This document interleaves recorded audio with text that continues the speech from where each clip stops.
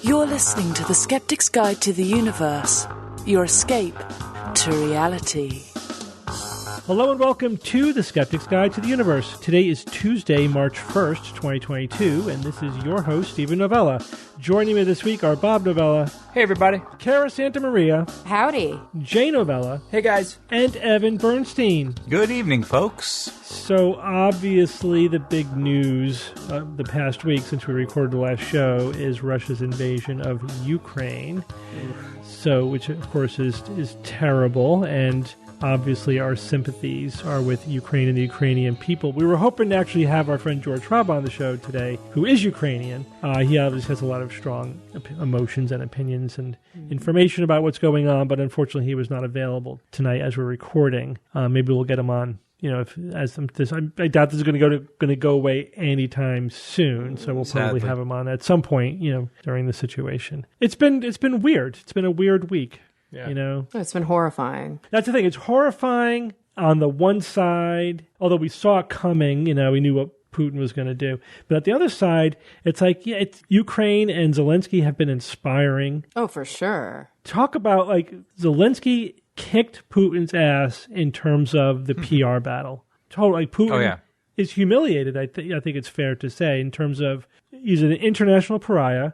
We totally called his bluff on the sanctions, and they're not even militarily executing their assault well. They're getting, they're getting bogged down already. Yeah. So they failed like on every level, and so it's horrible, but it's also a little inspiring, the reaction to it. You know. Yeah, I think the thing that's so sad to see, obviously, is the death and destruction of this, incredibly illegal invasion, and also the reporting even out of Russia. How many of Russian citizens are bewildered and depressed by what's going on, because they're not obviously backing Putin.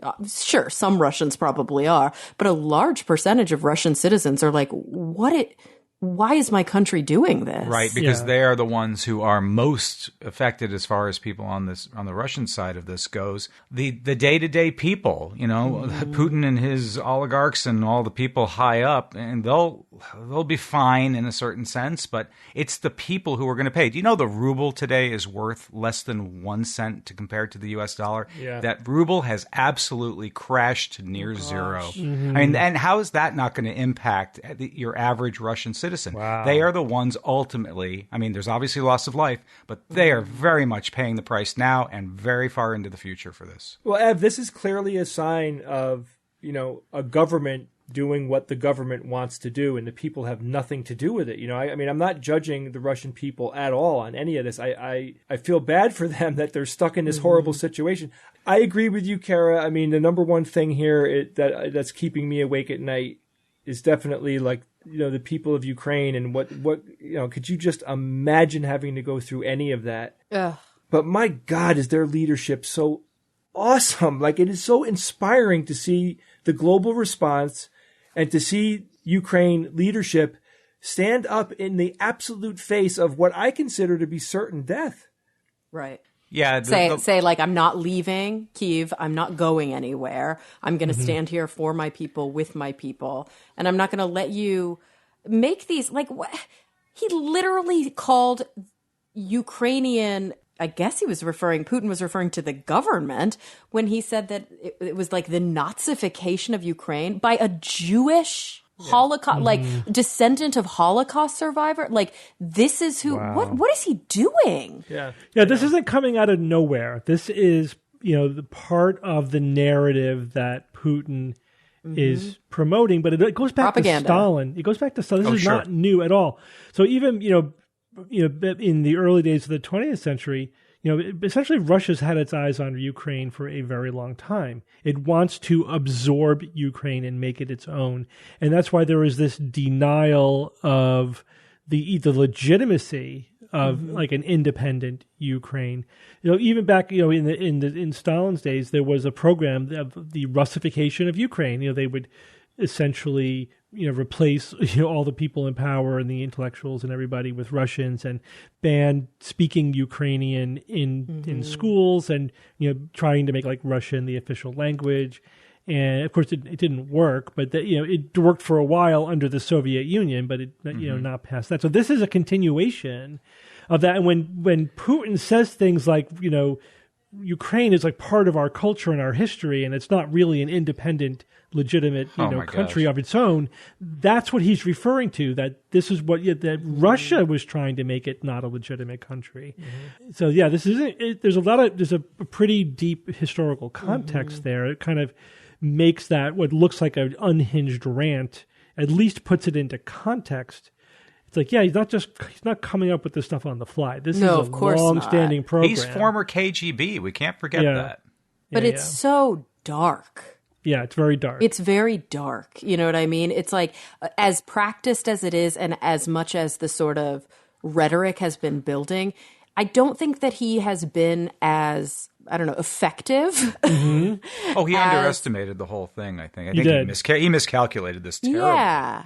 Yeah, like it's like he didn't do his due diligence to get the buy-in first. You know what I mean? Yeah, how much does he care? How much does he even care about all that? Well, but it seemed what's like going to happen? Costs him a lot of money if he cares about that. I can't interpret this any other way than them thinking that they were going to get this job done in a couple of days, no sweat, no mess. Yeah, it was clearly that was the plan.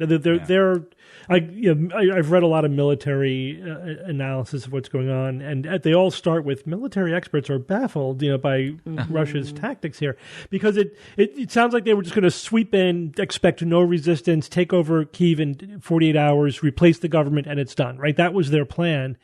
And they were completely, shocked by the resistance that they met. And now the Ukrainian military and the civilian militias have had a chance to dig in, erect defenses, and get needed supplies. And now it's going to be a protracted war. Yeah, everybody's backing them. Yeah. So now the question is, in what way though? How financially and with weapons? With weapons, how desperate is Putin going to get? Because he's not going to just lay down and take a loss here. He, now the next step is to do what he's done, like in Georgia and Syria. Is he going to start carpet bombing cities? I mean, but that's the thing. I feel like isn't there already some evidence pointing to the fact that he's committing war crimes? Yes, there are. Yeah.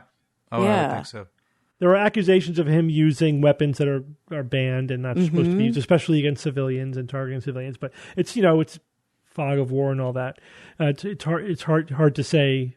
But ultimately, let's say that he does have to back down. Let's say that this is a failed military operation.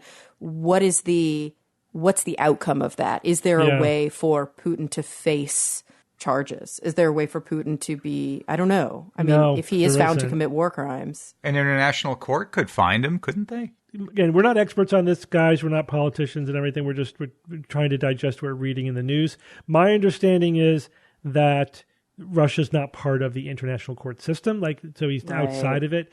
So it's questionable, from what I've read, whether or not he could be held accountable by any international court, or if he would even go. If he'd be like, you can't make of course me. He wouldn't. No, yeah, exactly. Ignore it, obviously. But I mean, forget him traveling anywhere outside of Russia now. Strategically, he lost already. I mean, the fact that Germany completely reversed their post-Cold War policy, and they're like, okay, we're going to double our military spending and we're going to give weapons to Ukraine. Essentially, Putin has accomplished for the U.S. in days what we have been unable to accomplish in years. Oh my God, Steve! It's totally backfired. Can you say that again? that felt so good. I mean, and not just for the U.S., but for Europe.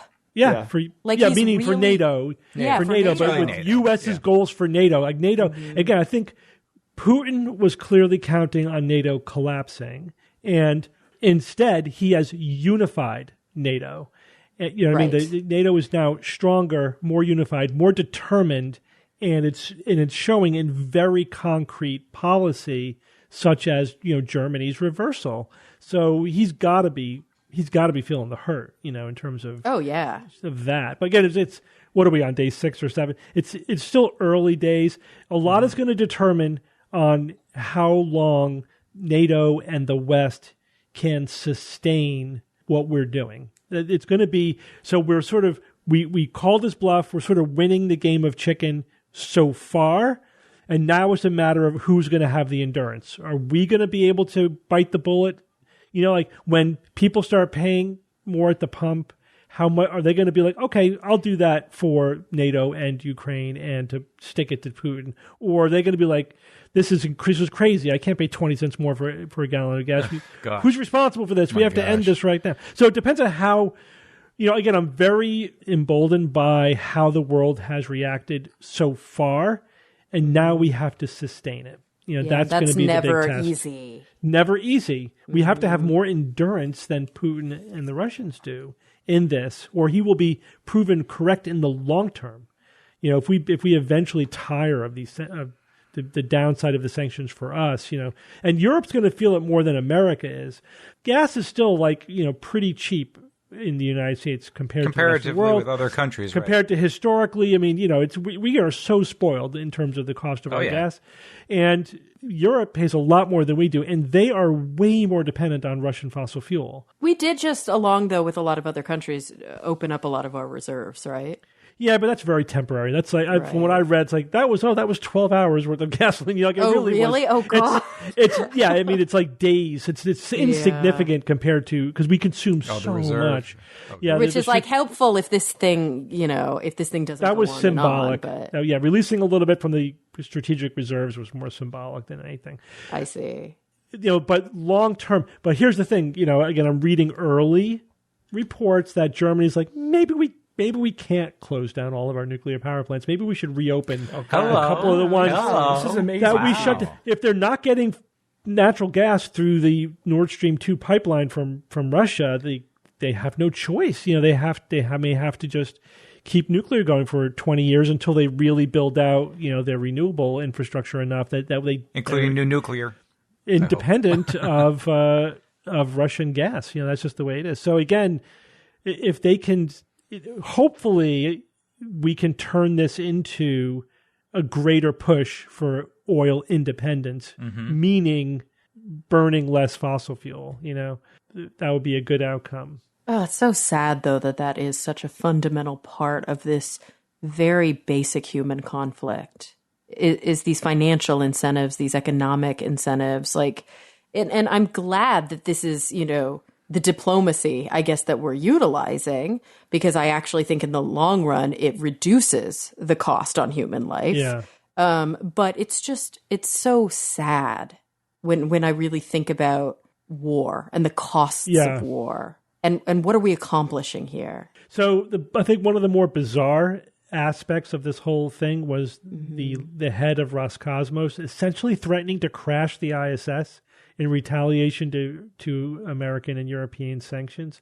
I mean, like onto the U.S., like crash it onto the U.S. Yeah, so it's not going to hit us. It's going to hit either U.S. or Europe. Maybe it'll hit China. How's that going to work out for you? Smacks of desperation. Rogozin. Yeah, NASA responded just by saying everything's fine. You know, we continue to work normally with all of our partners, including Russia, on the ISS. They basically just completely downplayed it.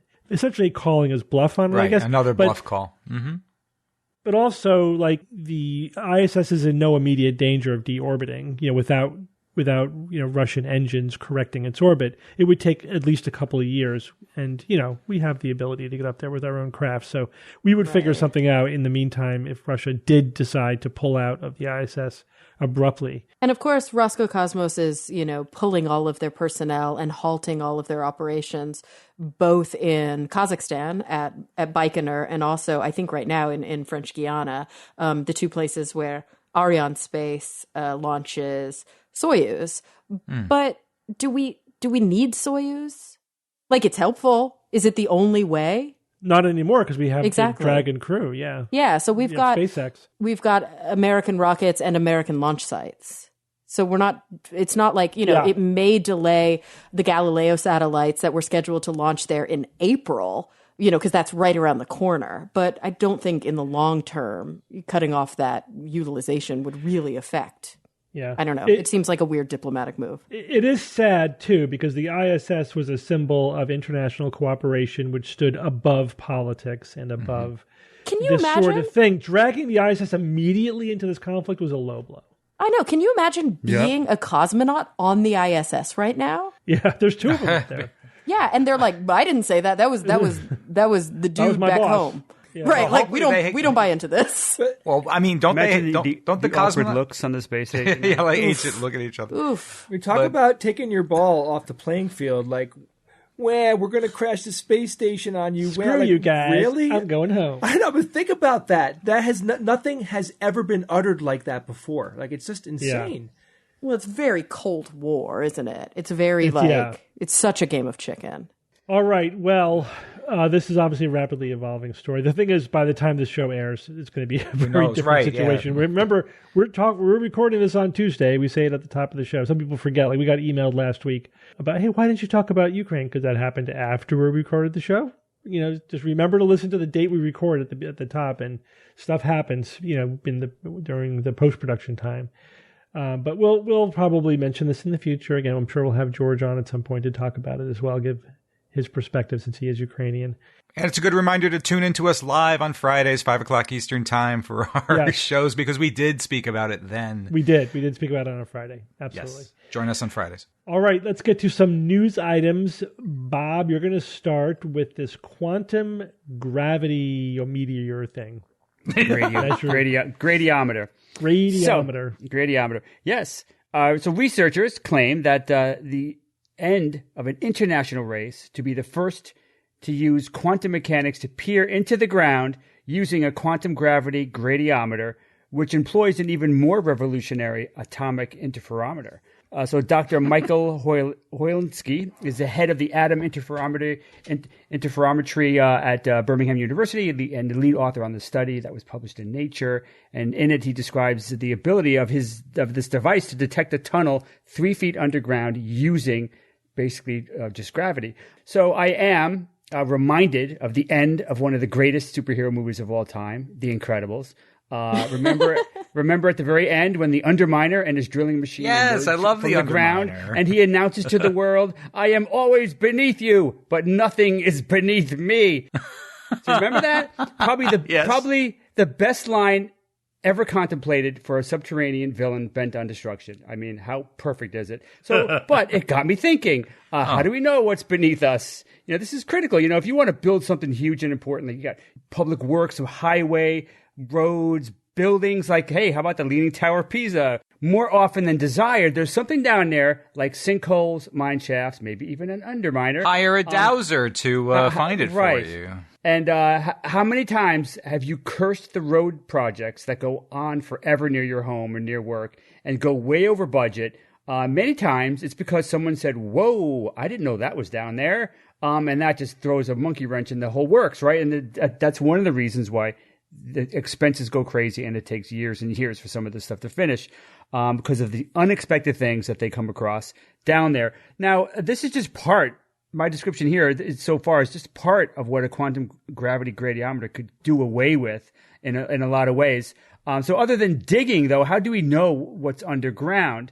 And there's lots of, there's different ways to do it, some better than others, but we've long recognized that gravity detection would be fantastic for these things like common surveys, trying to find out what's under the ground in a limited area, not like for like the southern United States, but like in this area where you're going to do something. So the problem in a nutshell is, what do you think? What's the big problem with using gravity to detect what's under the ground in a small-ish area? A lot of noise. Yes. Vibrations. The Earth is always vibrating from seismic events, human activity, etc. Right. And you may think seismic events, how often does that happen? Every second of every day?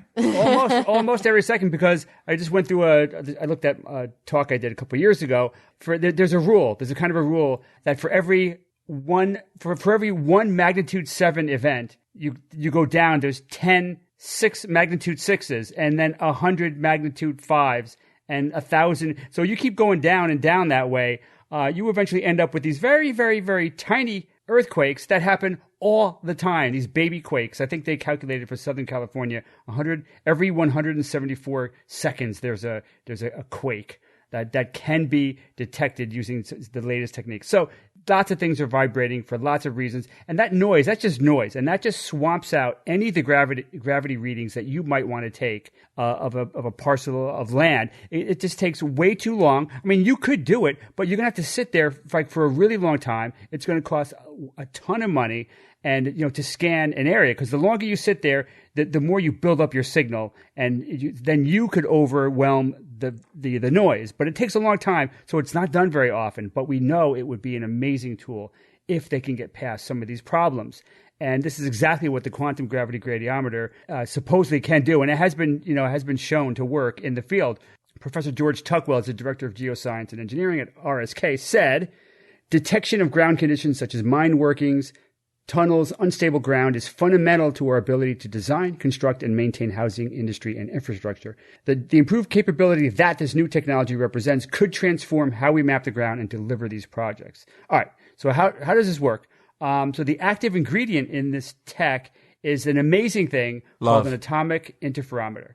Oh. Amazing. So now we've discussed interferometry, right, with light before, right? We've done that before, and I'm going to do it again because I could say it in an even better way than I said it last time, I think. A laser beam is split, right? You got a laser beam, it's split by a half-mirrored silver or a beam splitter, right? So the light has two possible paths to take. Equal probability. I can go up or I can just go straight. Now, we know that if you don't try to determine which specific path the light takes, in a very real sense, light takes both of those paths at the same time. Right? That's superposition, which is a top 3 of the natural scientific wonders of the universe, in my estimation. Amazing, amazing. Look it up. If you're not familiar with it, look up superposition. It's kind of like the magic of the universe. So now both beams then rejoin eventually, right? That's the design. They join back together, and then the light beams interfere, and it interferes with itself, as all waves can do, right? Producing fringes of light, an interference pattern. So now that pattern can be read. It's like a fingerprint in a lot of ways. It's very specific, and it can be read and interpreted to tell us what happened to make the beams different. What happened to them? What happened in the environment to cause that interference pattern? Very sensitive, very powerful. So now an atom interferometer is the same concept, but pulled off in the opposite way. Instead of a beam of light, it's a beam of atoms. And instead of a solid mirror or a solid beam splitter, it's laser beams, special laser beams that can actually send the atoms down one of two possible pathways. So what happens here, do you think? So you got a beam of atoms that then kind of go in different directions. What happens? Gravity pulls them down. It's pretty much, well, you're not entirely wrong, Jay, but not where I'm going right now. It's the same thing happens because it splits, goes into two pathways at the same time if you're not looking at it, because matter is waves as well. These atoms are waves as well, and therefore could also produce interference fringes. Thank you, Louis de Broglie. He's the one. It wasn't Einstein. It's de Broglie who came up with this. I believe the very first person that said matter has waves. And one of the things that could impact these interference fringes caused by matter is gravity itself. That's one of the things that will have an impact on those fringes that can be identified. So now the researchers have taken an atomic interferometer in a quantum gravity gradiometer. They've taken it out of a lab. This is now out of a lab for the first time, and they've proved that it works in the real world. And the expectation now, and it seems pretty clear from what I know, that this can it's going to revolutionize or at least have a major impact on many things, including geophysics, which is the focus of this specific application. So now this new lens into the domain of the underminers could do things like cause ground surveys to go from a month to a few days. So instead of doing a survey for 30 days, you can knock it out in a long weekend. Done. Wow. And construction costs and delays should go down in a lot of cases. They could also discover hidden natural resources and structures. They could actually view archaeological discoveries without excavating. That's the cool stuff. Excavating. Yeah, that's very cool. I mean, you can get some pretty good detail too. In later iterations of this technology potentially. There's also things that it could do to help mitigate some of the devastating impacts that we are certainly going to be seeing due to climate change. Right. So, for example, using this technology, we could refine flooding models and improve safety in flood zones. That's going to be very important in the future. Another one here, see if you'll like this one. This technology could help provide effective storage for CO2 kind of insulating it from the atmosphere underground, right? Carbon sequestration. That's going to be huge. We're going to be hearing a lot about that in the news in the coming generation, and this could actually help with that. So that's all cool and interesting. But the real news item here, I think, is kind of buried. They kind of buried the lead here a little bit, because if you step back from the quantum gravity gradiometer and you look at the atomic interferometer itself, I think you could see that it's going to have similar impacts to a lot of other fields as well. And could be revolutionary, I think. And I think this is going to get a lot of Nobel Prizes in the next decade or so. So, because what you have when you have a well-built and functioning atomic interferometer, you essentially have an amazingly sensitive sensor. It's a sensor in a lot of ways. Now, matter waves can be 10,000 times smaller than a typical light wave that's used for interferometry. 10,000 times smaller, 10,000 times more sensitive. So the things that you could do with this can really kind of sound astounding. With it, you could detect the most minute amount of inertial motion, gravity acceleration, direction, and more. So think about that. Think about what I just said. If this thing can detect with exquisite sensitivity motion, acceleration, and direction, what can you do? How about putting one of these in a car and you tell the system, here's where you are. Now that's it. Then you isolate the car from all electronics and Wi-Fi, everything you can. Then you drive the car for hours. Just drive it for hours, going in anywhere you want to go. And based solely on how the car moved, this device could tell you precisely where you are on the Earth, even what elevation you're at. No GPS required at all, right? That's something that is absolutely possible. How big is it with this? Well, because this is one of the things that makes this very enticing as a gradiometer is the fact that you could put this on a car or a truck to do these surveys. So this is not that big at all. And I don't think it's unreasonable to think that in the future a lot of cars right now could have something like that where you don't need GPS. Now, of course, you could probably do that now, but you're going to spend $300,000 or maybe $3 million on your car. But as many things with electronics and technology, this could foreseeably be something that a lot of cars could have. Who knows? 20 years, 10 years, 30 years? I don't know. But it's something that should not be a problem. It could also do things like help us refine the fundamental constants that are critical to physics. How about this? For example, what is the recoil velocity of an atom when a single photon hits it? No idea. That's the kind of thing that an atomic interferometer could tell us. Wait, so you don't know the answer? No, I'm not going to tell you. But what? But these are the kinds of questions that an atomic interferometer could give us. I mean, I'm sure we have an estimate right now, but with a interferometer, because it's so sensitive, we could determine the recoil velocity of an atom when a single photon hits it with much greater precision than we can ever think of doing right now without that device. So that's an example. And that future atomic interferometers could probe the nature of quantum mechanics like never before. Jay, you like a good probing.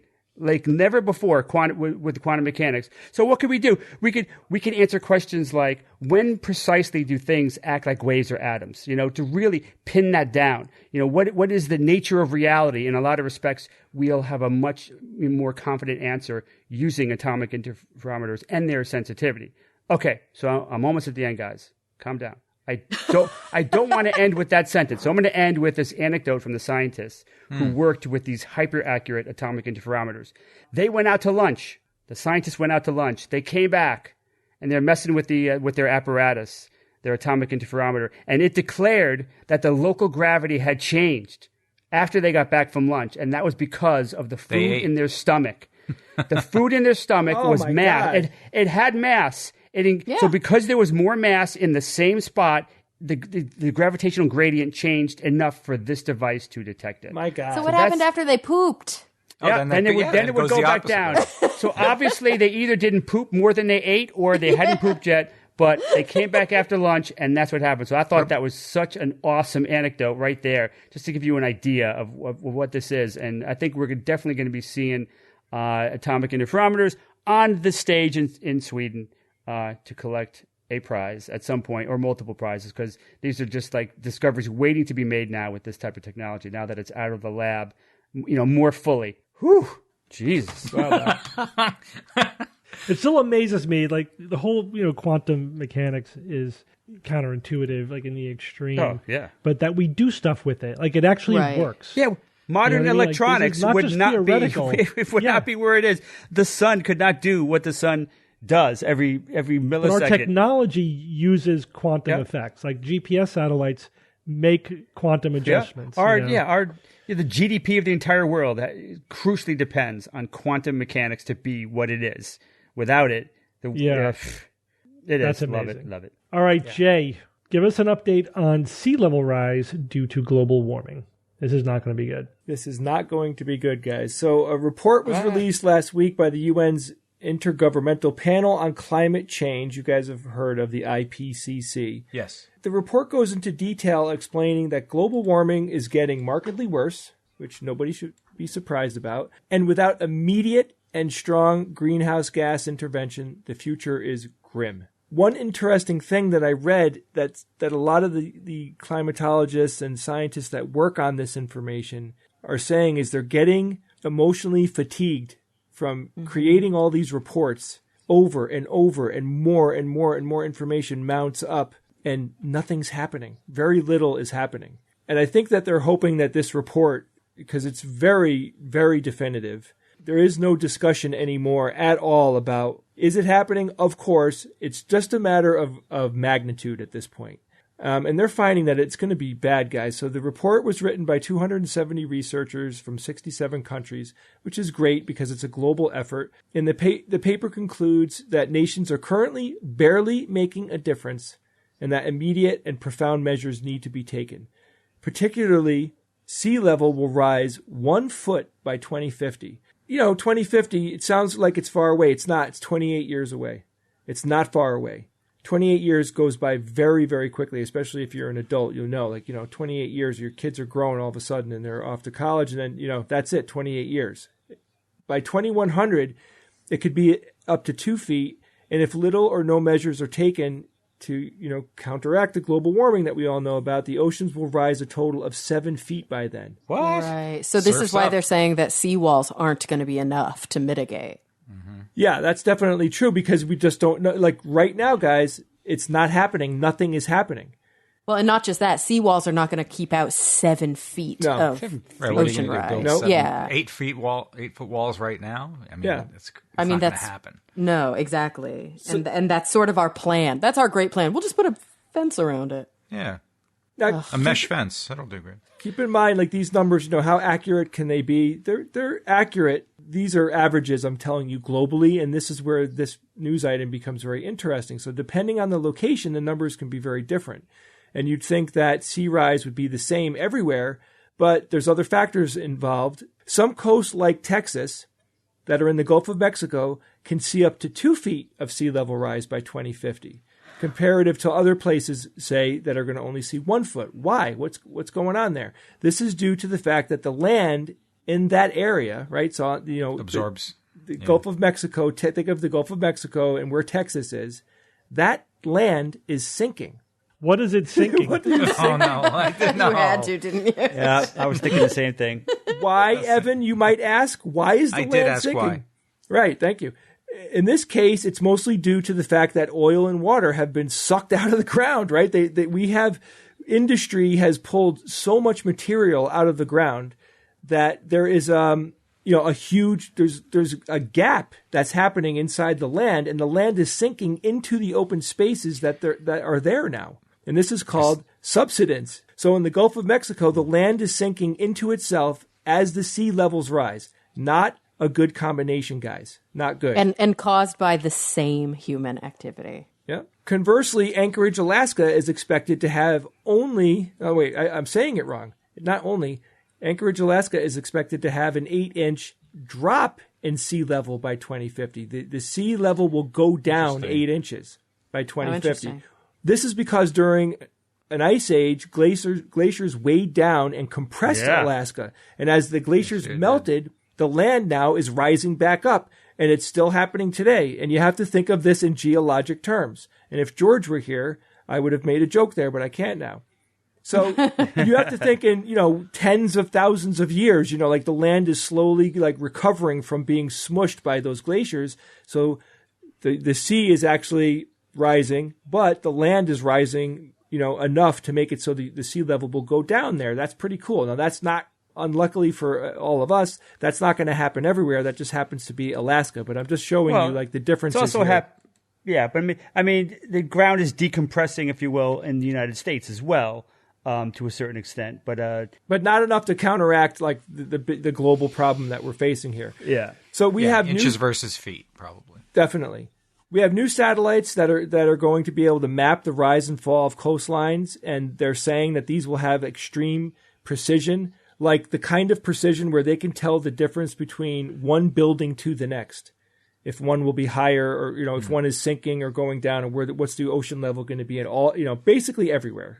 Think about that precision. Global warming is also changing the way that the ocean functions. This is like the way that the water moves and what's happening inside of the ocean. There'll be temperature changes and even current changes around the globe. And when the ocean temperature rises, the water itself takes up more space because, that's what happens when water heats up. And this, of course, will do what? It'll cause the sea levels to rise. As the global temperature goes up, some oceans are more susceptible than others, but ocean temperatures will rise and the ocean volume will increase because it's hotter. Parts of the world where the ocean will remain cooler, the sea won't rise as much, but half of the global sea level rise can be attributed to the increase in water temperature.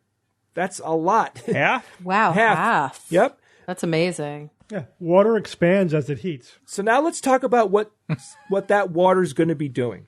Moderately destructive flooding will happen 10 times more frequently by 2050. Highly destructive flooding will happen 5 times more frequently. And flooding is not the worst of it. Hurricanes, for example, do a great job of rising sea levels and blowing water on shore, right? You guys have seen tons of video of this happening. Low pressure, yeah. This means that hurricanes will be intensely more destructive where the sea levels have risen because that it'll be able to bring that water even further into land. It's basically telling hurricanes, come on in, guys, no problem.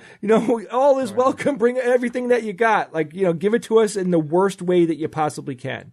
Of course, the best thing we can do is first mitigate global warming. Please, everybody, everywhere, every country needs to get involved. Stand up and make it happen right now.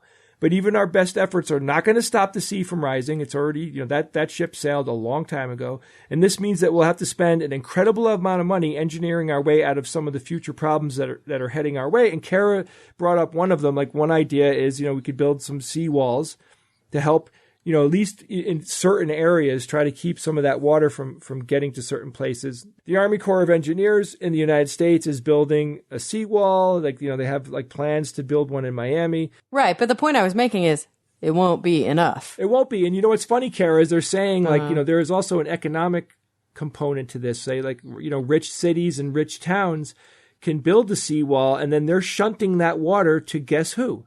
The poor people. What happens, 10 miles down the road where they stop. It's a zero-sum planet. Yeah, it's just not good. So another thing that they were talking about is building giant coastal barriers, building sandbars and things like that, just to help mitigate the energy that's going to be coming to the land from the ocean. But, those efforts, I found out, take a long time, like 20 years long to build. These aren't things that you just get a machine out there and it happens overnight. It's a very expensive, very difficult thing, and they're not even sure how well they're going to work. So, this problem is coming. It's just a matter of magnitude. And again, we're citizens in nations around the world, guys, right? Everybody listening to this show, we all live somewhere, and there's some type of government that's governing us, and we're just voters, right, at this point, at best, depending on what country you live in. What can we do? Part of it is, public awareness and letting our politicians know that it's a concern of ours. That's a big deal because eventually they're going to have to do something. If they're not going to react to this report, specifically this horrible, unbelievably rock solid report, then it's going to come down to people like us complaining and making waves, good waves. Of course, there's always uncertainty in all of this science, but the deniers can always emphasize the uncertainty and basically say we should do nothing. Yeah, banking on uncertainty. Mm-hmm. That's a great strategy. Good plan. Let's get started on that right away. I'll do it tomorrow. Yeah, but we have to make decisions with uncertainty. But this is like way above the line. Like, I think in terms of, this is actionable. And unfortunately, we have to act decades ahead of time. We can't wait until we're sure, because then it'll be too late. We have to fix this yesterday. Yeah. Right, we're already behind line. Although there's a little bit of good news that was not really much noticed. I wrote about this on my blog earlier this week. If you look at the IPCC report, the one revision that's happened since the previous report was that there's new evidence about how long would it take for the atmosphere to stop warming after we stop releasing CO2 into the atmosphere, right? So in other words, previously the extrapolation was that the carbon we've already released will continue to warm the climate for decades. But now it looks like it would stop warming the climate within 1 decade. Like within 10 years, we would flatline.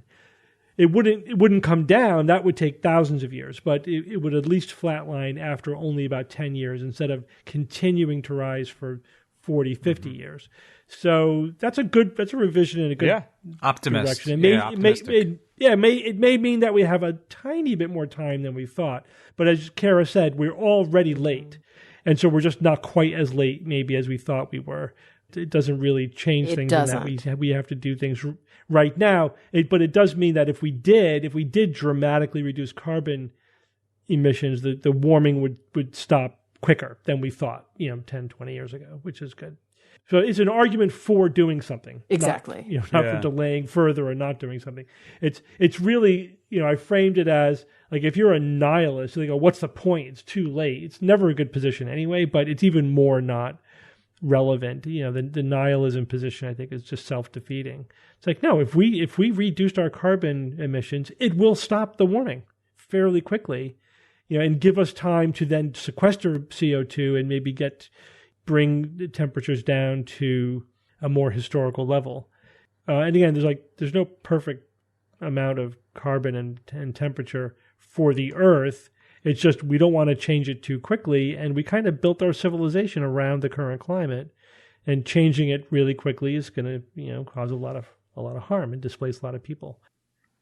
Well, everyone, we're going to take a quick break from our show to talk about our sponsor this week, Wondrium. Guys, if you love to learn new things, which we all do, right? If you want to pick up some skills, whatever you're interested in, the Great Courses is the place for you. Why, Kara? Why? Why would you even ask? For over 30 years, the Great Courses has been providing lifelong learners video series that are presented by top-notch university professors. Yeah, I've been really into this great course, Why Insects Matter, Earth's Most Essential Species. This is a full 24-lecture course, as they say, dedicated to one of Earth's most populous and vital creatures. And it's presented by Dr. Scott Solomon, who is an associate teaching professor at Rice University, focusing on ecology, evolutionary biology, and science communication.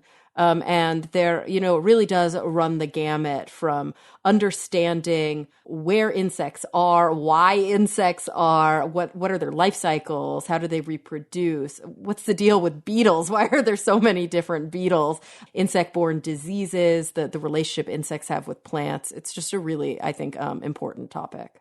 We know you're going to love Wondrium too. Right now, they're offering our listeners a free 22-day trial of unlimited access to their entire library. Access this offer now by signing up through our special URL, wondrium.com/skeptics. Start your free trial today. Sign up at wondrium.com/skeptics. All right, guys, let's get back to the show. All right, well, let's move on to some exciting news about NASA funding some really innovative projects. So we talk a lot about space travel, and space travel is very difficult.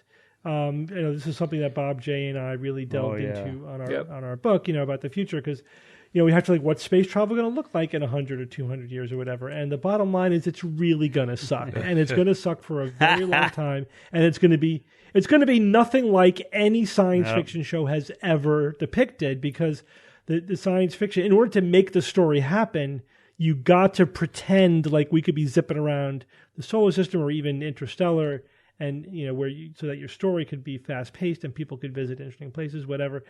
Even hard science fiction has to throw in one or two gimmies to make it all work. But if you just say, what's it really going to be like? It's really hard.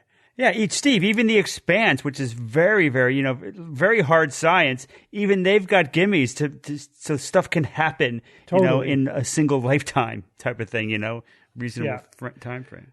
But it's not that these problems are not solvable. They are. The challenges of space travel for humans, is solvable. Robots have a lot easier time in space than we do. But it's going to take a lot more time, infrastructure, and trade-offs than we imagine, than we've been led to believe by science fiction, if you will. But NASA is trying to chip away at these problems, and one of the things that they're doing is funding innovative research. Like, come up with some interesting ideas to solve these horrific problems of having people in space. So they announced their latest rounds of Phase 1 and Phase 2 grants to do some research, and I wanted to highlight a few of them because that I thought were interesting. So one is what's called HERDS, High Expansion Ratio Deployable Structures. So the high expansion ratio, that means it's an engineered structure that unfolds, right? So it could be packed really tight to fit into the cargo space of a rocket. And then once you get it into orbit, it can unfold to become much bigger. And they have a design, the people who got the grant for this have a design for a structure that has, they say, an unprecedented 150 times expansion ratio. Cool. 150 times. So they say this is something that could fit into a current cargo space of a rocket, and when it expands, it'll be like a kilometer big. That's but is it made out of like paper? Oh, okay. No. This would be a station. It's made out of metal. Cool. Yeah. So it's a very complicated, scissoring, like unfolding kind of a structure. And so this is a Phase 2 study. So they already completed the Phase 1 study of like plausibility, proof of concept kind of thing. Now they're like, all right, now we got to work out some more of the details, like really get the structure, get the details down, make sure it reliably deploys, it doesn't jam up, How do we deal with manufacturing errors? Like exactly what are we going to build it out of? They're going to build they say meteor scale prototypes to show how it all works with, thousands of links, they say. So once they perfect it, the idea is that this would basically be like a pop-up space station. Now, why does it have to be so big, you might be wondering? And I think, I know Jay and Bob know the answer to this. Evan and Carrie may be suspecting. Why would we need a space station to be really long, let's say? Why is that feature critical for a long occupation space? Longer is better? Longer is better. You mean long down one axis? Like solar gravity? particles. Gravity, for artificial gravity. If you're going to rotate it to produce artificial gravity, it's got to be really big. If it's too small, then the people aboard will sense the rotation. It'll cause vertigo and disorientation. And lots of puke. Yeah, you need kilometer, which is not good in space. You don't want to puke in space. So you need kilometer scale structures to be able to generate 1 G of artificial gravity at around 1 to 2 RPMs. Anything faster than that is going to cause too much vertigo. So this is a structure that would be that large. Now, of course, the other way you could get there is to take multiple trips and then assemble something huge in space. So that would be sort of the more traditional approach.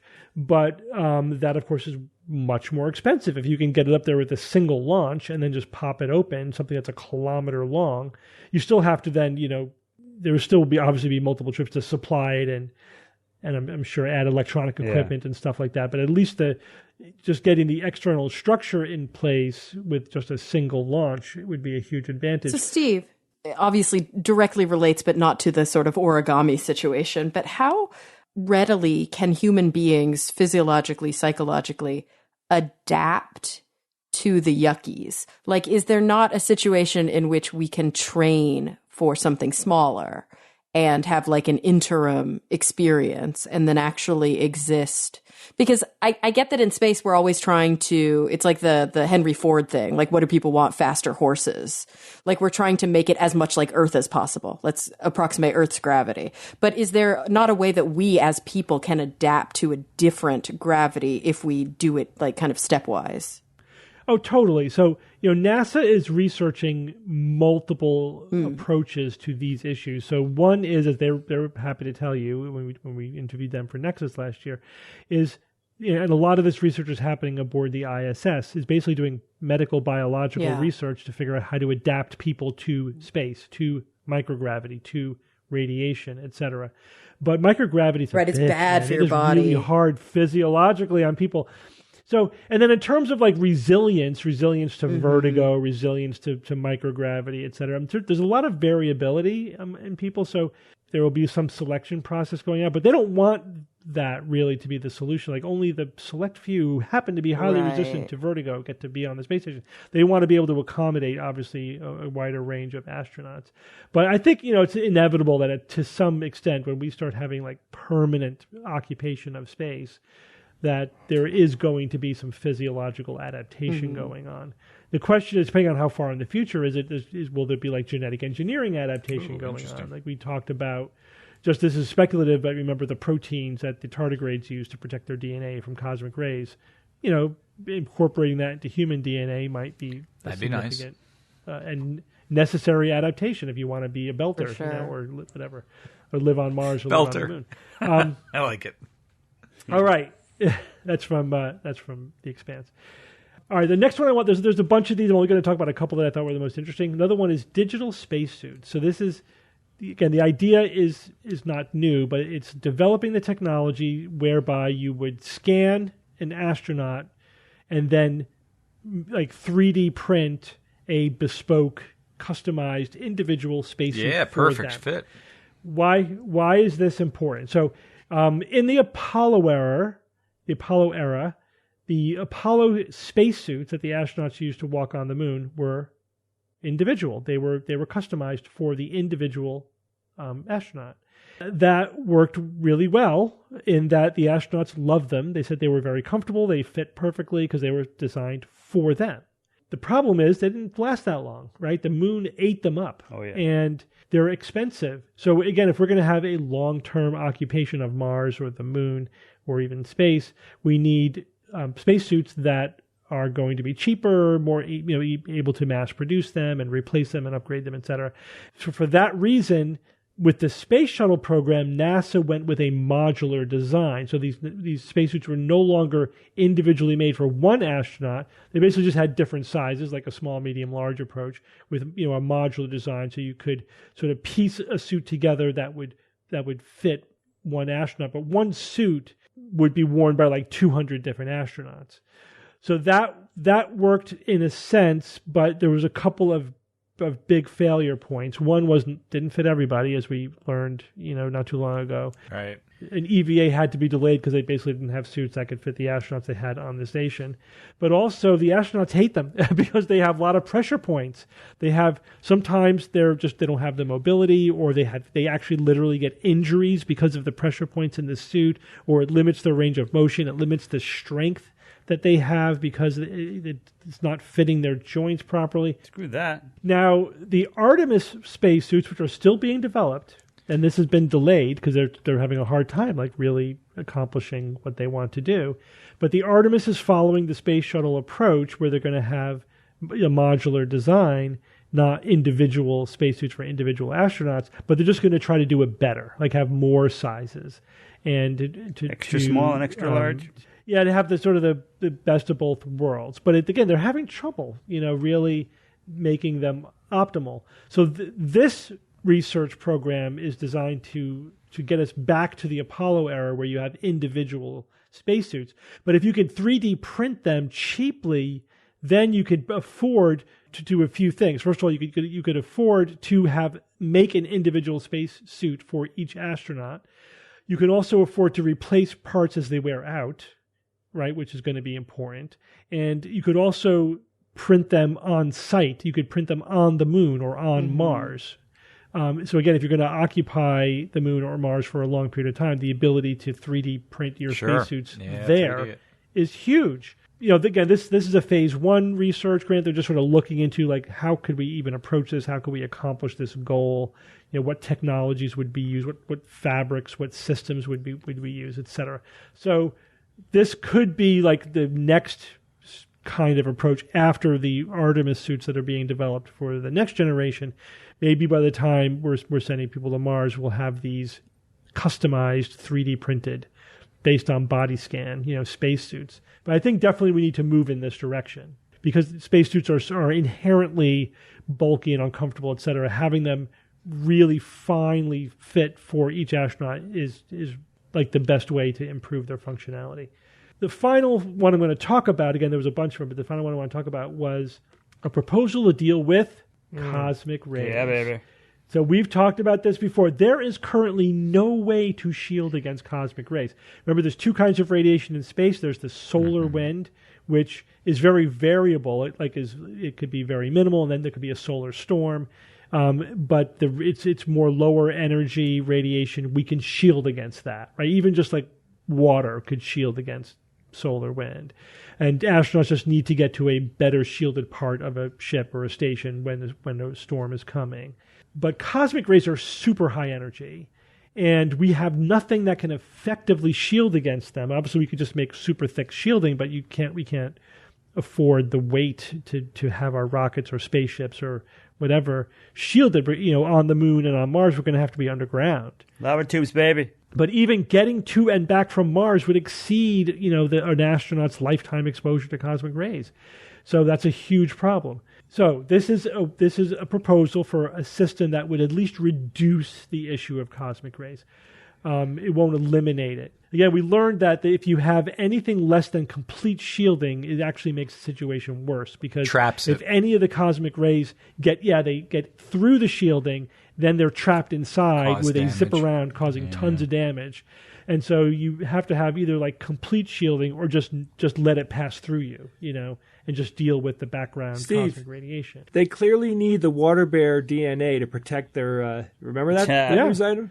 Yeah, exactly. So the problem is, what's the exposure? It's like 6 months or something. It's like maybe you can get to Mars, but it'd be hard to get to Mars and back without exceeding your safe exposure. So again, when we asked NASA about this, what's your plan on dealing with cosmic rays? Their answer was get there fast and deal with it medically. I think she said too. Yeah, and try to figure out how to treat people so it doesn't to treat the damage that it does. Not really great. All right, so this is the Crew Hat cosmic radiation extended warding using the Halbach-Torus system. What this basically is a magnetic field.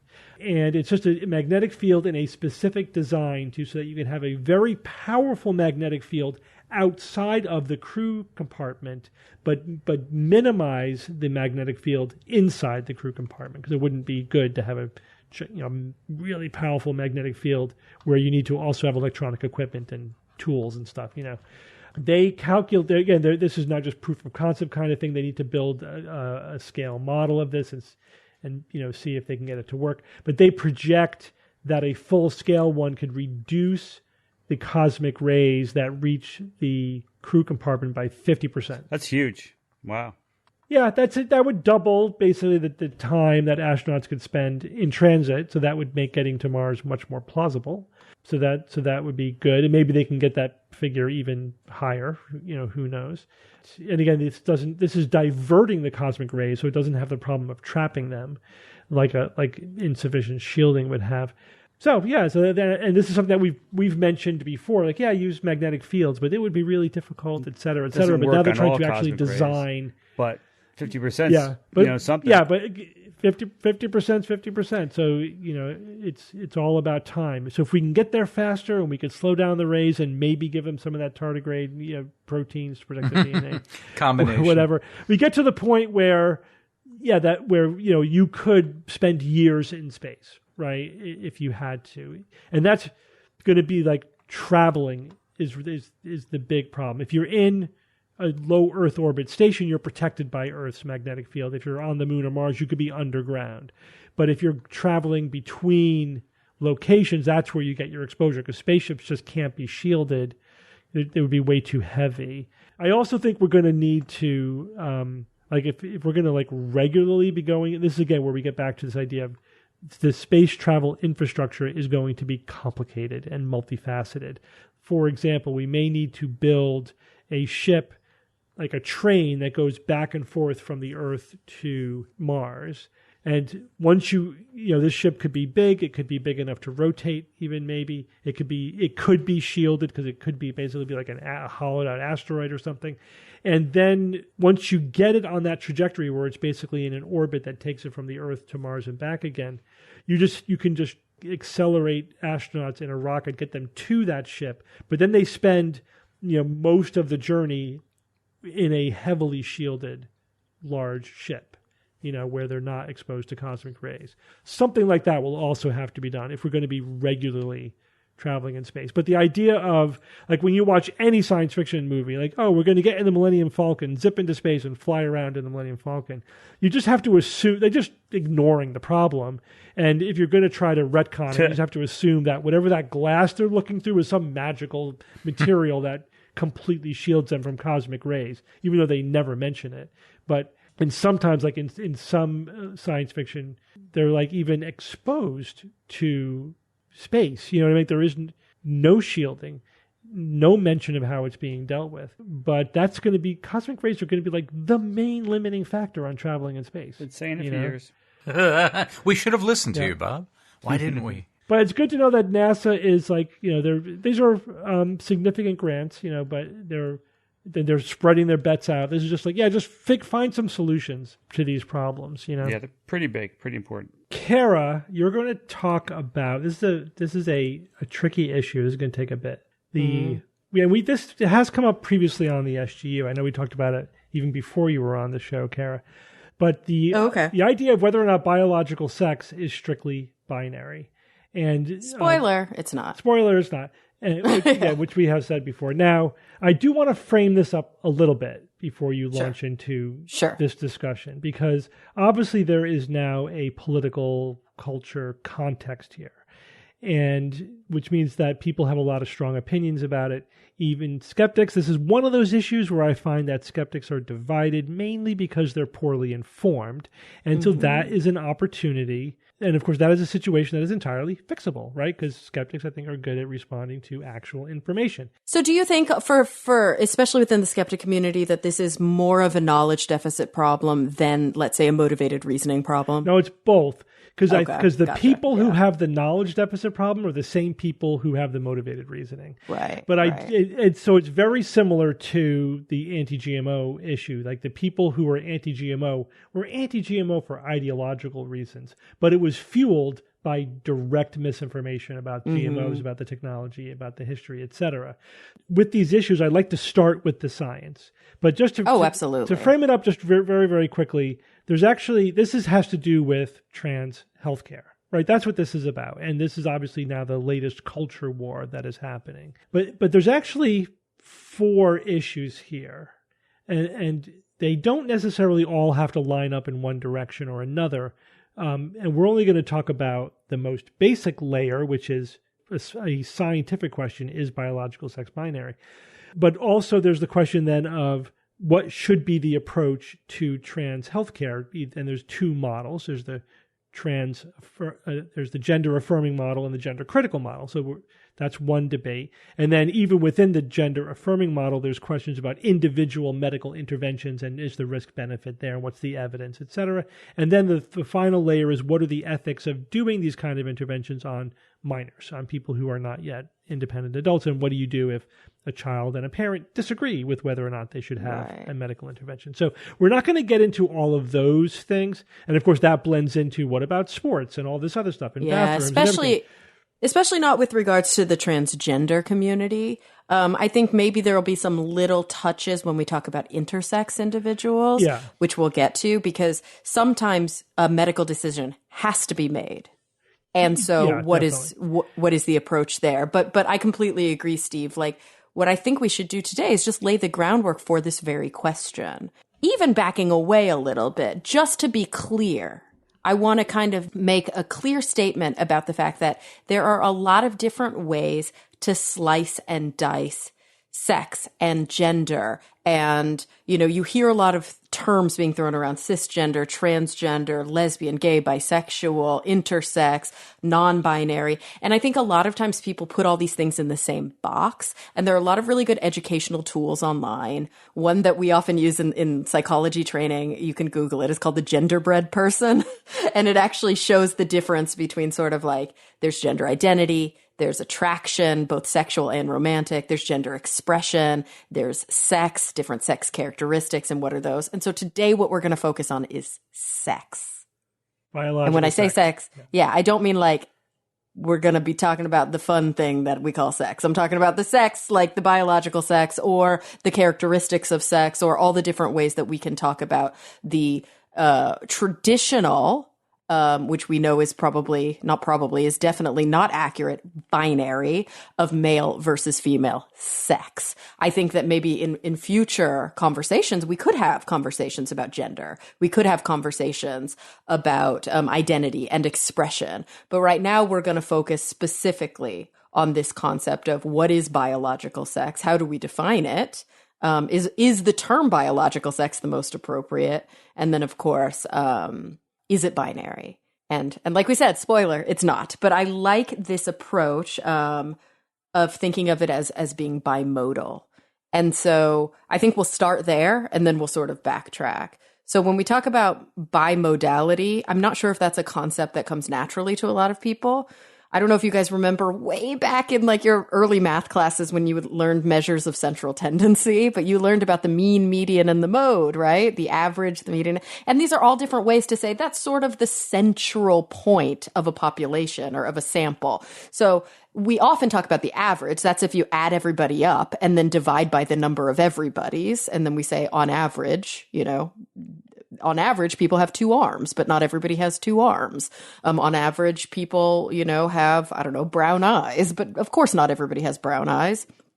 But on average, we could say that. And then you have the median, which is sort of the point in a row of frequencies that falls in the middle. And that's not always going to give you the same answer as the mean. And then you have the mode. And the mode is, let's say we're looking at a certain feature, eye color, and we want to say, we take a group of kids in a class, and then we say, what color are your eyes? And for every blue-eyed person, we put a tick mark in that column. For every brown-eyed person, we put a tick mark. For every green-eyed person, we put a tick mark. And then we'll see, what is the mode? It's the most frequent expression. So when we talk about something being bimodal, it literally looks like a normal curve, except it has 2 bumps instead of 1. Can everybody envision that? And the big difference here, we're talking about something that's kind of visual, using statistics on an auditory platform. But the big issue here is that in between those 2 bumps, in between those 2 modes, there is a fuzzy area. And when we think about something as being binary, we're trying to define it as though it's either or.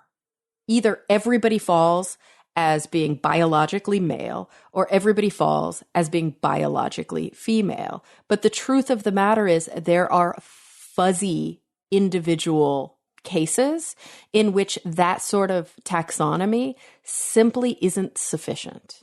And so we're not saying here that there are 400 genders.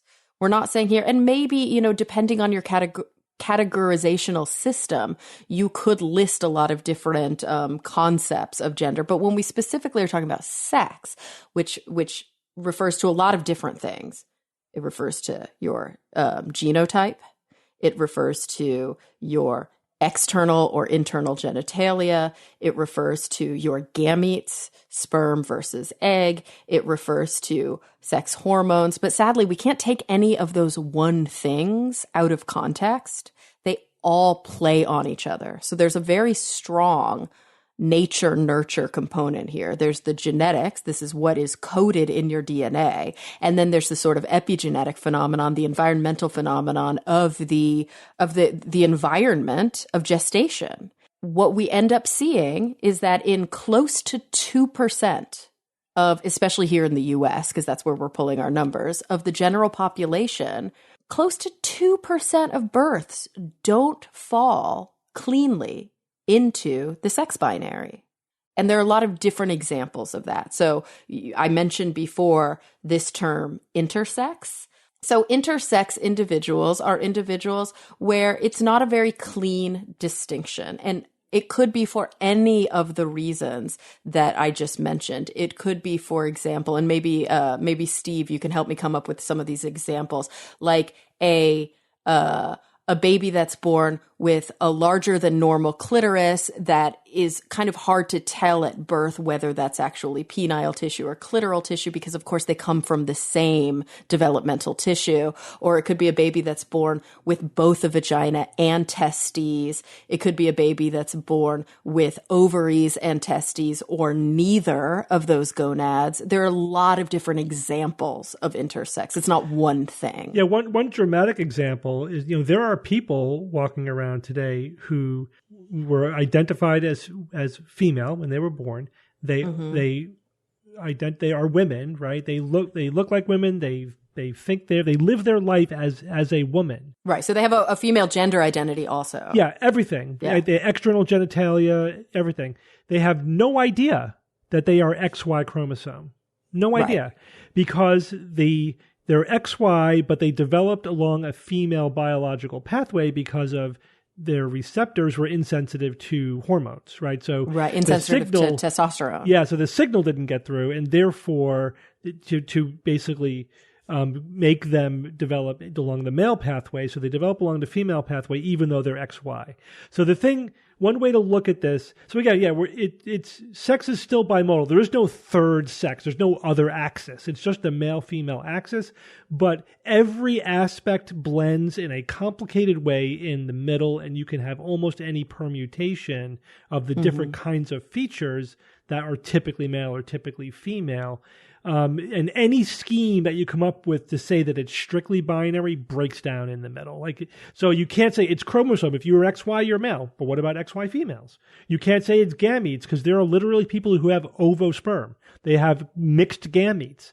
There's no biological marker that's 100% binary in terms of male or female. It all breaks down in the middle.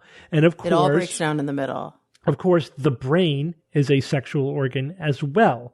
And there are features of in terms of sexual attraction and also gender identity that are developmental and along this, sexually dimorphic system in the brain. And so that's part of sex too.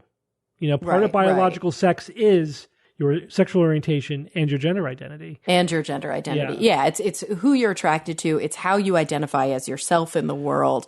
It's all of these different components that, by the way, don't follow the same path. And I think that's where the genderbread person teaching tool can be really important, because I think for those who just simply live in regions or live in communities for which they haven't had overt exposure to people who are different from themselves, unfortunately, they may make assumptions that if somebody has a specific gender identity, they necessarily then have a specific sexual orientation. And that is simply not true. All of these things can vary in all of these directions. So somebody can be a, cis woman who is a lesbian. Somebody can be a trans man who is attracted to women, or is attracted to men, or is attracted to both. And so that's why it's really important that we sort of look at those things separately. But kind of going back to the point you were making, Steve, almost thinking about it from a bottom-up developmental model,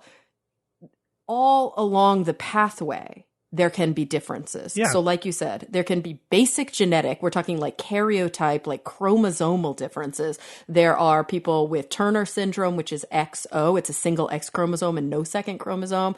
There is Klinefelter syndrome, which is XXY. There are individuals who, we know that there are a lot of individuals, kind of the quote super male syndromes, which is not, I think, a very good term, but you often hear it, who are X with multiple Ys. And so not only can the chromosomes differ, but then you can have, like you mentioned, sensitization to sex hormones that differ based on different developmental things that can happen in the womb. So maybe there and also genetics. There's 16 other genes that influence the response of cells to sex hormones. How about this, Kara? There are hybrids, right? There are There are people who have some of their cells are XY and some of their cells are XX. Yeah, it's like a chimeric. Yeah, they're chimeras. Yeah. Yeah. It's really cool. Not a hybrid, and so, across the board, we see this. So we've got, differences in chromosomal makeup. We've got differences in sensitization or quantity of sex hormones during development. We also then, what that leads to sometimes is differences in both internal and external genitalia, and also differences in gonads and gametes, right? So the genitalia being the gonads, but the actual gonads that are responsible for producing gametes, and then the gametes themselves, the sperm and the egg, as you mentioned. And so some people don't produce either, some people produce both. And here's the rub, is that very often, and we think about this sadly from a sort of efficiency perspective, but when we think about the development of a fetus, one way to view it, which I don't know if it's really the best way, but Steve, this is how we learned about it in developmental biology, and you took it before I did, so I assume you learned about it this way too, is that sort of the default development is female. And then female fetuses can become masculinized by testosterone. Yeah, that was the dogma when I was in right. biology as well. Yeah. And I think that a lot of people still sort of stick with this dogma, although it's obviously a lot more complicated, than that. Yeah, totally more complicated. But so what ends up happening is that sadly, when a child is born intersex, or a child is born with, let's say, forward-facing external genitalia that's ambiguous, very often historically, the decision was made in the room to perform a surgery that very often feminized, because it was simply easier to cut away than it was to reshape. And so the surgery, which was made long before the child hit puberty, long before the child developed a gender identity, long before anybody knew what different features were happening within the child's brain, which, of course, as we mentioned, the brain is a part of a sex organ, right? It has these features necessarily sort of coded into it, and also changing with epigenetics and with experience.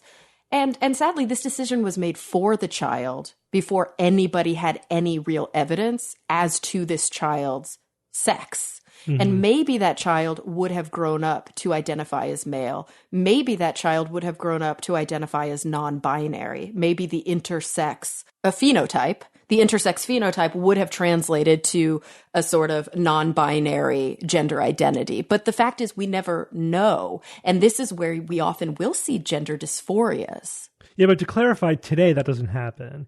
And but there are a lot of people walking around today who experience absolutely. that. But the more of the standard now is, so unfortunately, children are assigned a biological sex at birth based upon a casual look at their external genitalia. Right, a glance. Does it look more like a pee-pee? Do they have a penis or a vagina? Yeah, if they have a penis, exactly. it's a boy. If they have a vagina, it's a girl. And as I said, they could have a vagina but be XY, but no one's going to do that investigation, right?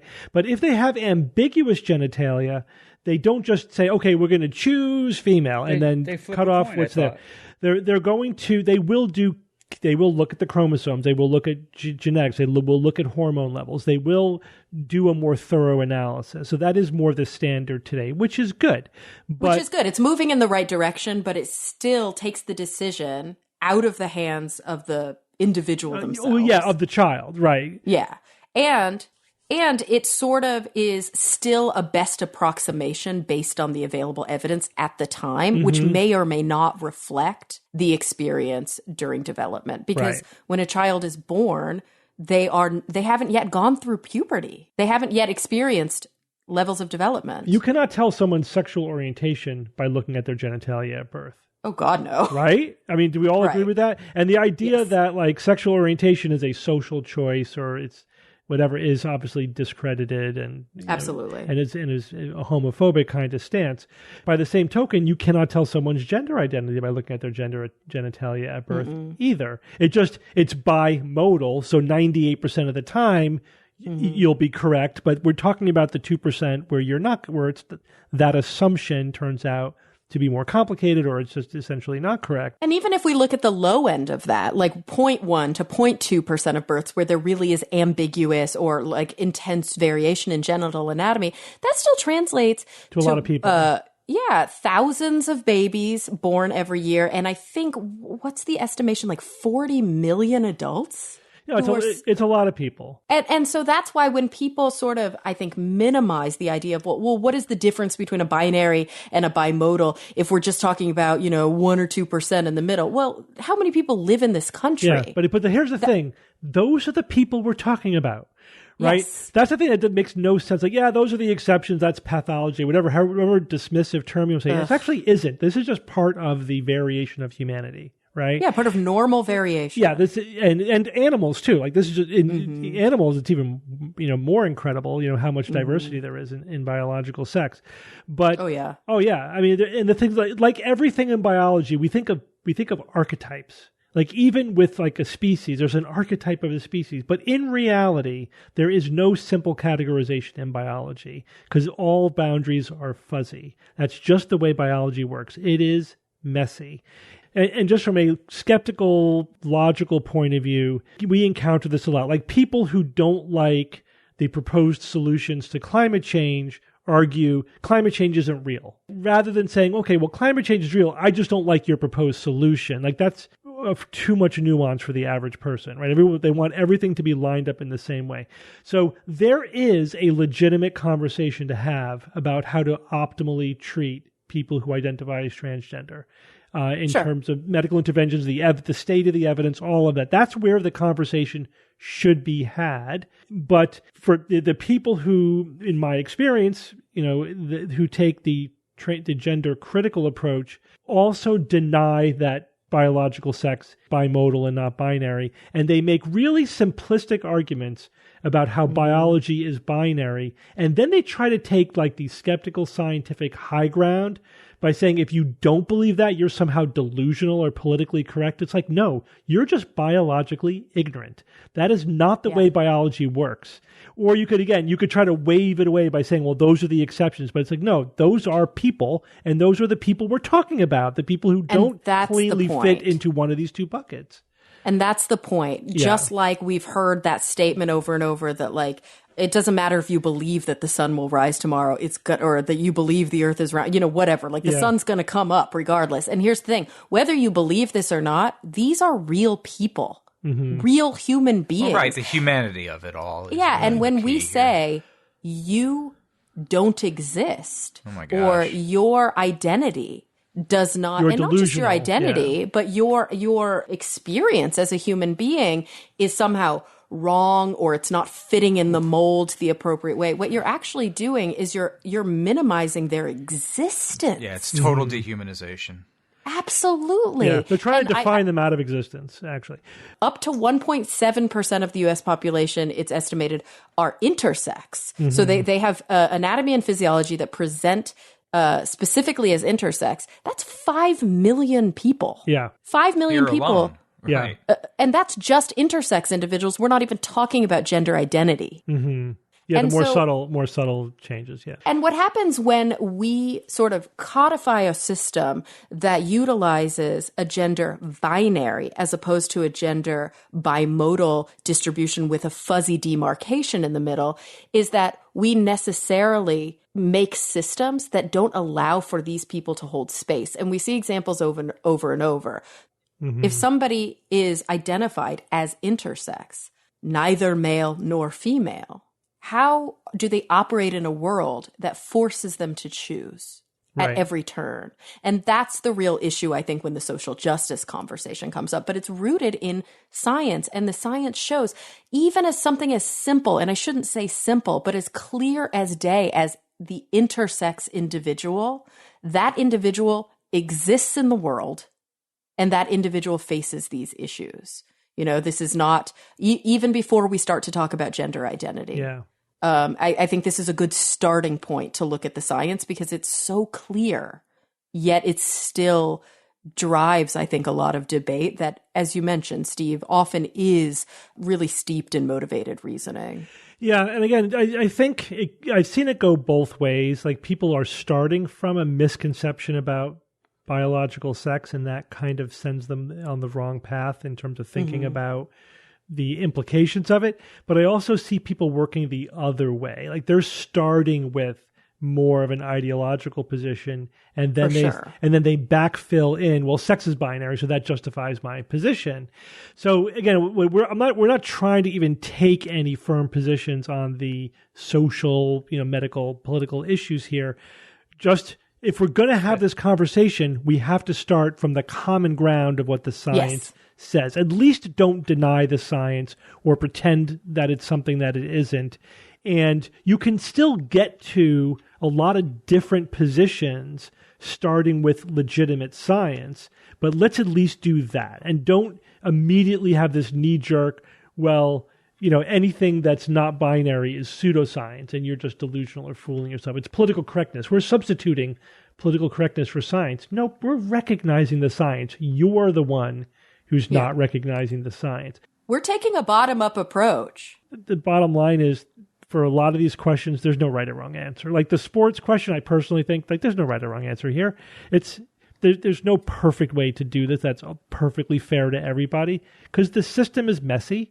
It's not going to fit any clean categorization system that we want or maybe need to use for something like a competitive sport. So we just have to pick our poison. We have to figure out what's going to be the best compromise. It's like, I equated it with like planets and dwarf planets. Is that an objective demarcation line? Of course not. It just has to serve some purpose for us, But that sort of idea, and this isn't even a conversation that we had. It's a deeper conversation, and it really does relate to the demarcation problem, right? Between like what is science and pseudoscience. This idea of taxonomy, of taking a sort of, quote, natural order in the world and then trying to bucket it and trying to describe it using very specific language always bites us in the ass. Yeah. Because there is always an exception to whatever taxonomic rule we have developed. Right. And we have to be careful, and we have to be so humble to remember that even the words male and female are human conventions. They're labels we use to describe things that we see as different. But there's always going to be a wiggly, fuzzy place where we can't cleanly demarcate. And what we don't want to do is we don't want the people who fall in that place to feel as though their humanity is lost. I think one thing that's, I made the point earlier, and I just want to sort of reiterate it before we finish, is exactly what you were talking about, Steve, that like sometimes the motivated reasoning comes from a place that's like agenda driven. Sometimes it comes from a place of lack of knowledge. Sometimes it comes from a place that's agenda driven. I think sometimes the hybridization of those two things, the hybridization comes in when there's misunderstanding, again, about the differences between biological sex, gender identity, sexual orientation, all these different measurements that are discrete. They are discrete things that can be related, but don't necessarily go together. And I think oftentimes this feels like a complicated topic and people lump it all together. And those are two very separate things. And that's not to belittle. I do think these arguments about transgender rights are valid and they're important. But here on this show, we are a science show. We wanted to get down to the science. Because you have to agree that climate change is happening, and then you could talk about what to do about it. Exactly. Right? And maybe listen to the people who are most affected by the climate change. Don't sit and talk about it in a room and not let those people into the conversation because they're the ones who are actually dealing with it. And I think that that's another point that we often Sure, but in this case, this is also a case where it's like, just talk to an expert. The experts, there's no controversy here when you're talking about actual experts. You know what I mean? They for sure. Yeah, you say the idea that biological sex is strictly binary is like laughably naive, and any expert will tell you that there's a strong consensus here because the evidence is really blatant.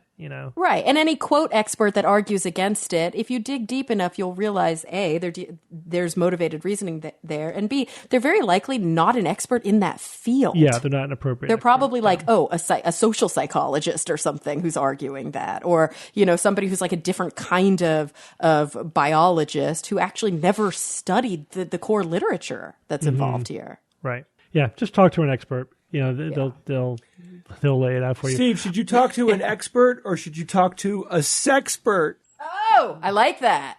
A I like sexpert? that. Yes. Sexpert. Just kidding. Yeah. All right, Jay. Yes. It's Who's That Noisy time. All right, guys, before I start Who's That Noisy, I'm going to play something that was sent to me by a listener named Andrew. Habitable, habitable, habitable, habitables, habitable, habitables, habitables, habitables, habitables, habitables, habitables, the habitables, habitables, habitables, habitables, habitables, habitables, habitables, habitables, habitables, habitables. Who cares? What? Who cares? I love it so much. Who cares? Holy shit, that was good. I love that so much. Mashup. Habitable. Were they all different? Like from different? Yes, they're all different. Oh my That's god! impressive. Mostly Steve with a little bit of Bob, I think. There's a couple of Bobs in I there. think a couple of Bobs. Yeah. That's fun. Though. You think Habitable. about what? How many times do we say certain words on the show? A lot of them come up all the time. Oh, it's such a good word. It just rolls off the tongue, or I guess off the lips. Habitable. Habitable, habitable. Habitable. He had that phenomenon happen to him because he kept hearing the word where the word started to not make sense. Right. Oh, yeah, semantic. What's that called again? They talk about it in Ted Lasso.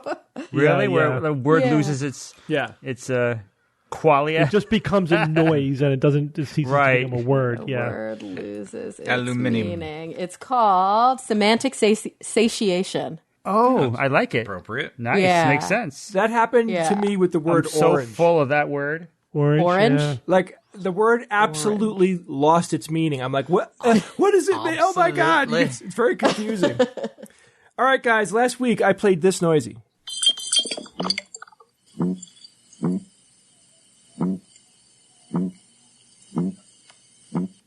Okay, so something's going on there. Did you guys want to take a stab at this one before I move on, or? No, I have no idea. Okay, yeah, it's Kind of hard to hear, but maybe like diamonds? Was it like diamonds being thrown into a jar? Like we are all wont to do. Oh, I love that. Throw I my wish I had diamonds to just throw into a jar. That'd be Yeah, awesome. just sprinkle them. I Just have sprinkle them into the jar. Pearls to throw before swine, but not diamonds to jars. So J. Will wrote in and said, "Hello, is it the sound of someone creating a Prince Rupert's drop?" So do you guys know what that is? No. Prince Rupert. Wasn't that from Shrek? It's not the pitch drop, is it? So a Prince Rupert's drop is when you take molten glass. Did I just gunk? Did I just make it? Yeah. Molten. Molten. A Prince Rupert's drop is when you take molten glass and you drop a portion of it, a small portion of it, into a cold bucket of water, say. So there's a glob of frozen glass at the end, but it has a long tail. Okay? And some phenomenon happens, and I remember learning about it, and I don't know why physically it does this anymore, but it becomes incredibly durable, that nodule of glass, that blob of glass that hardened. And it's damn near unbreakable, right? And don't get crazy. I don't mean it's going to break, but people have hit these with hammers and they're super durable. There's something that happens in the arrangement of the crystals. Yeah. But if you break the tail, the whole thing shatters.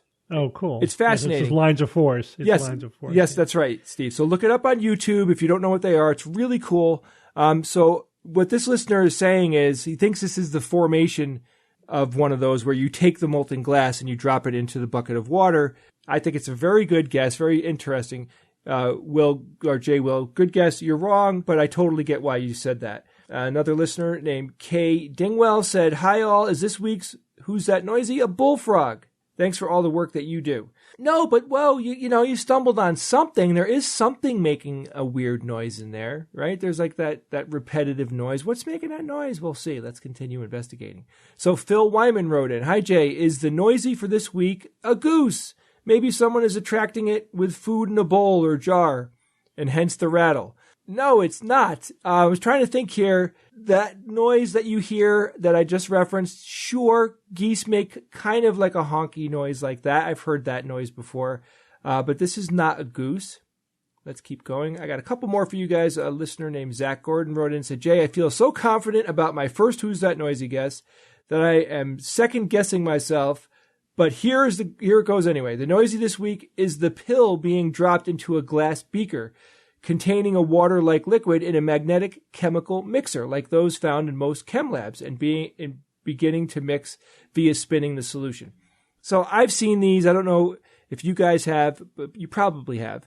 It's one method that a chemist could use to mix liquids that are in a beaker. It's essentially like a magnet. It's something that can be magnetized that's spinning around inside the beaker. So there's something on the outside of the beaker that is moving the magnetized thing that's inside the beaker, and that creates a spinning force. That's a good guess. Not correct, but I do see why you said that as well. And we have the last listener guest that we have today is Howard Cordingly. Hello, Howard. He says, Hi, Jay, He says, Hi, Jay, my now 6-year-old, his birthday was last week, wanted to guess who's that noisy. He says it sounds like ice water in a glass and someone drinking from it. Cute. Yeah, so you know what? There is a water thing involved with this. Now, your son is not correct, but not completely incorrect, because there is a water component to this. I'm going to tell you what the answer is because there was no winner. Guys, believe it or not, this is the sound of a red-bellied piranha. And these piranha... The red-bellied ones? Yes, let me play it for you again. This is a red-bellied piranha, and it's making this noise as it's being held out of water.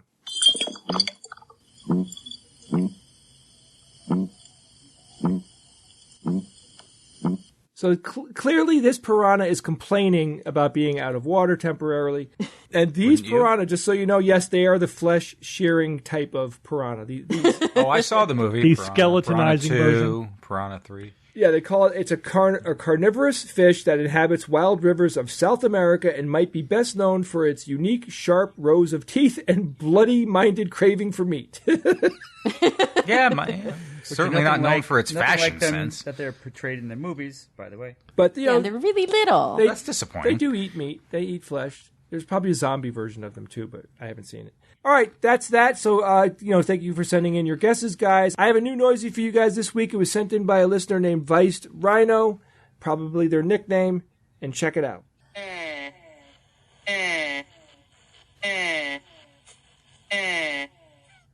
That is the noisy for this week, guys. It's not an easy one, I'll tell you that much. If you have an idea of what this noisy is, or if you heard something cool this week, all you got to do, email me at wtn@theskepticsguide.org. It was the sound of Bob not being impressed by something.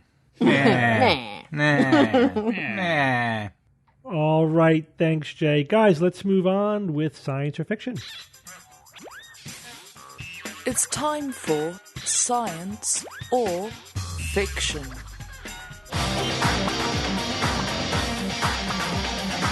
Each week I come up with 3 science news items or facts, 2 real and 1 fictitious. Then I challenge my panel of skeptics to tell me which one is the fake.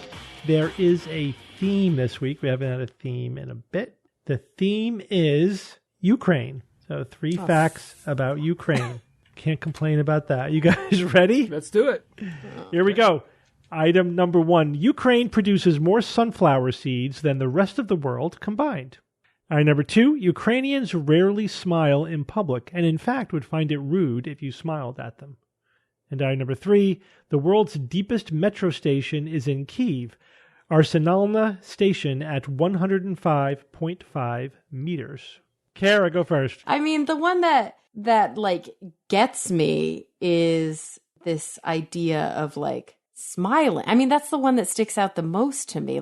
Ukrainians don't smile in public. So, I mean, that's the one I keep grabbing on to. Ukrainians don't smile? What? Or rarely smile in public, right? You can't say they don't ever. Is that a cultural thing?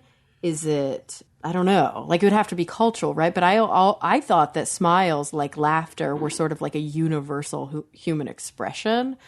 And then the world's deepest metro station, I don't know. That could be totally, like, that's just like a weird trivia. Like, I have no idea. And then Ukraine produces more sunflower seeds than the rest of the world combined.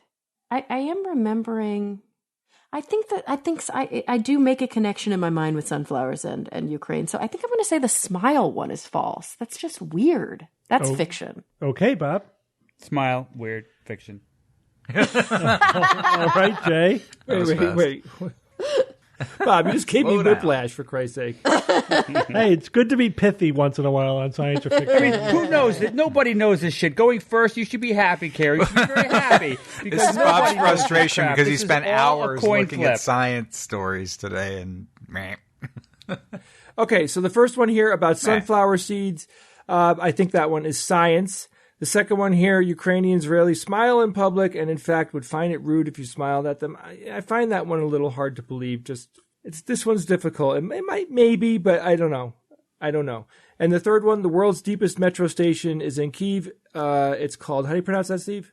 Arsenalna station at I'm just phonetically pronouncing it. 105.5 meters. That is damn far. Why would they have a metro station that far down? That one seems like the fiction to me. I'm going to say that the subway station, the metro station, is the fiction. Okay, and Evan. Oh, boy.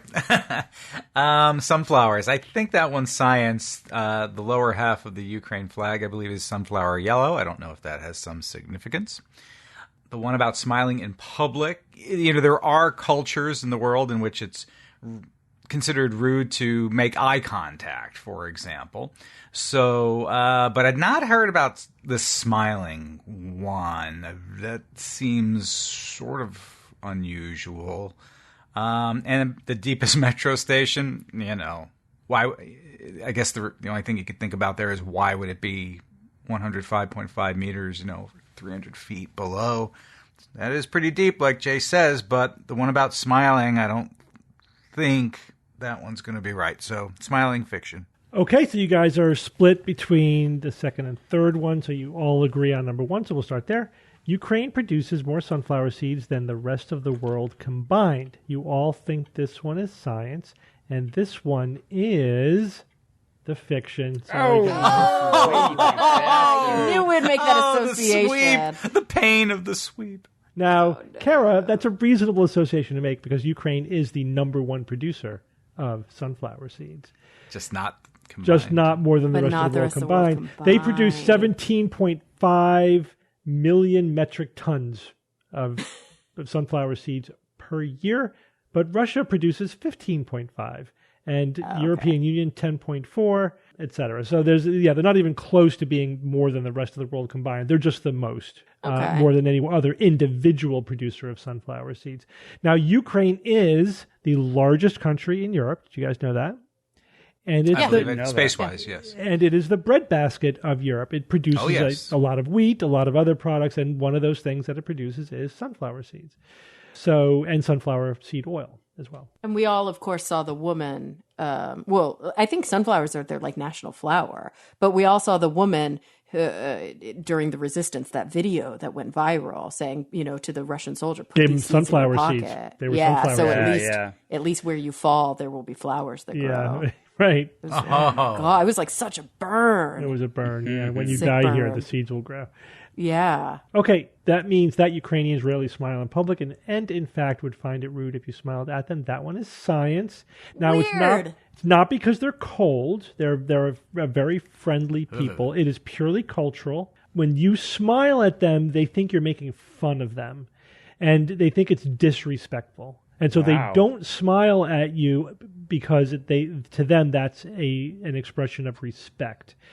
Unless, of course, you're very familiar, so that would be more of in an intimate setting, but not like in a public setting. Right. Like not just a random person you're passing by on the street. Yes, you would never smile at somebody, randomly. You would never, whereas here, if you don't smile, people are like, what? Yeah, and there's a... why aren't you being nice? There's a north-south, on the East Coast anyway, there's a north-south cultural spectrum in the United States.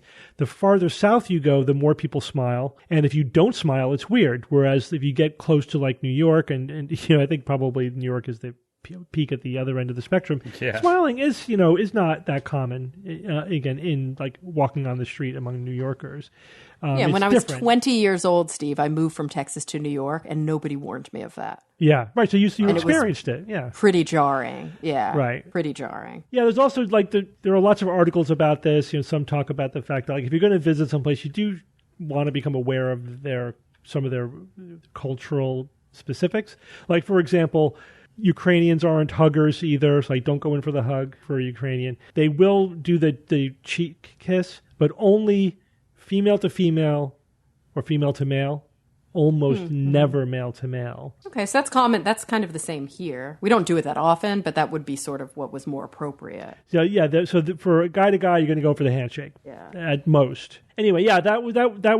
I vetted that with multiple. I'm not an expert, but I vetted it as much as I could with multiple, reputable sources. They all tell the same kind of story about why that's cultural in Ukraine, but it doesn't mean that they're not friendly. It just is like it's a respect thing. It's just how they interpret it. That means that the world's deepest metro station is in Kiev, Arsenalna station at 105.5 meters deep. That is very, very deep underground. Wow. And it's interesting because a lot of they're using the metro stations as bomb shelters. So I figure, why is it so deep though, Steve? Do you know? I couldn't find like a engineering reason why it was deep. It's probably just the geography. Yeah, gotta be. So there's something about historical buildings. Maybe they're just trying to keep away from them. But I didn't find it concrete. This is why it's so deep. It's just, but there's factors are mentioned, but it's not clear exactly what is like the specific reason. Maybe somebody who knows more about that than I could have found in the time I had to do the research. But yeah, it's pretty deep. Yeah, I know it's mostly trivia, guys. This is just kind of a fun one just to talk about Ukraine since it was talked about at the top of the show. And you swept us. And I swept you. Oh boy! All right, Evan, give us a quote. And the quote this week comes from listener Darren in Calgary, Alberta, Canada. He is offering us a quote from an educational YouTuber named CGP Grey, Grey. Oh, I love CGP Grey. Oh, well, there you go. Yeah, he's the best. I just found out upon the recommendation. Oh, you're going to be obsessed. You're going to go down. Oh, yeah, I already started. But here's the quote. Keep your identity separate from your opinions. Your opinions are objects in a box you carry with you and should be easily replaceable if it turns out they're no good. If you think that the opinions in the box are who you are, then you'll cling to them despite any evidence to the contrary. Bottom line, if you want to always be right, you need to always be prepared to change your mind.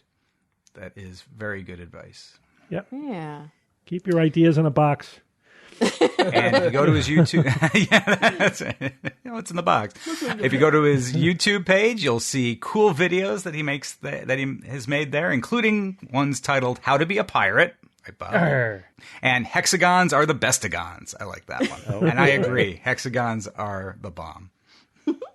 You like the old hex maps? Oh gosh, the hex maps. Remember? Oh my god! Don't get me started. Hex versus squares. Oh Hexes god, all the way. We have to have this question. I mean, Evan, we have to have this discussion because I don't agree, Friday, my friend.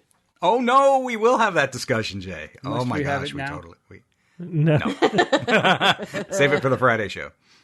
Or maybe we'll do that as a throwdown during one of the interesting. Hex maps versus square maps. Good. Please, I want hexes. All right. Well, thank you all for joining me this week. Yes. Sure, Matt. Thank you, Steve. We'll see everybody at the Friday live stream. Don't forget, we do a 1.5 hour live streaming show every Friday starting at 5 Eastern time. So join us for that. And until next week, this is your Skeptic's Guide to the Universe. Skeptic's Guide to the Universe is produced by SGU Productions, dedicated to promoting science and critical thinking. For more information, visit us at theskepticsguide.org. Send your questions to info@theskepticsguide.org. And if you would like to support the show and all the work that we do, go to patreon.com/skepticsguide and consider becoming a patron and becoming part of the SGU community. Our listeners and supporters are what make SGU possible.